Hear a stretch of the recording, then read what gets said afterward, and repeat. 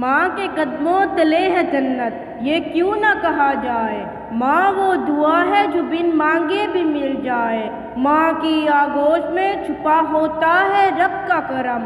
ماں وہ ہستی ہے جو رب کے بعد سب سے محترم۔ ماں وہ ہستی ہے جس کی پیشانی پر نور، آنکھوں میں ٹھنڈک، الفاظ میں محبت، آغوش میں دنیا بھر کا سکون، ہاتھوں میں شفقت اور پیروں تلے جنت ہے۔ عنوان ہے محبت اور کتاب ہے زندگی، ماں کے بغیر صرف عذاب ہے زندگی۔ ماں وہ ہستی ہے جو اولاد کے تمام راز اپنے سینے میں چھپا لیتی ہے۔ ماں وہ ہستی ہے جو دھنک کی طرح خوبصورتی کے تمام رنگ بنا لیتی ہے۔ ماں وہ ہستی ہے جو گنہگار اولاد کو بھی دوزخ سے بچا لیتی ہے۔ ماں وہ ہستی ہے جو جنت کو بھی قدموں نیچے دبا لیتی ہے، اور ماں اللہ کی طرف سے انسان کے لیے قیمتی اور نایاب تحفہ ہے۔ ماں ایک ایسا ہیرا ہے جو کبھی خریدنے سے حاصل نہیں ہوتا۔ اللہ نے ہمیں عظیم تحفہ ماں کے روپ میں دیا ہے۔ ماں کا غصہ وقتی ہوتا ہے جو فوراً ضائع ہو جاتا ہے۔ ماں کی طرف پیار سے دیکھنا بھی عبادت ہے۔ ماں ایسی ہستی ہے جو ایک بار کھونے سے دوبارہ حاصل نہیں ہوتی۔ ماں کی عزت کرنے سے اللہ تعالیٰ خوش ہوتا ہے۔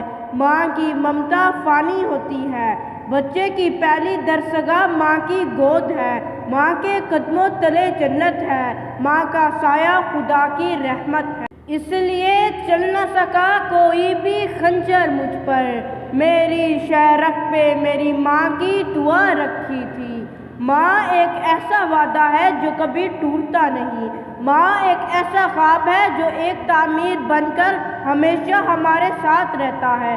ماں ایک ایسی محبت ہے جو کبھی کم نہیں ہوتی بلکہ وقت کے ساتھ ساتھ اور بڑھتی رہتی ہے۔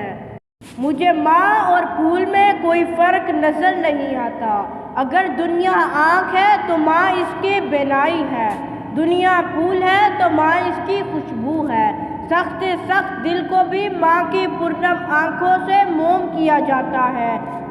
بغیر لالچ کے اگر پیار ملتا ہے تو صرف ماں سے۔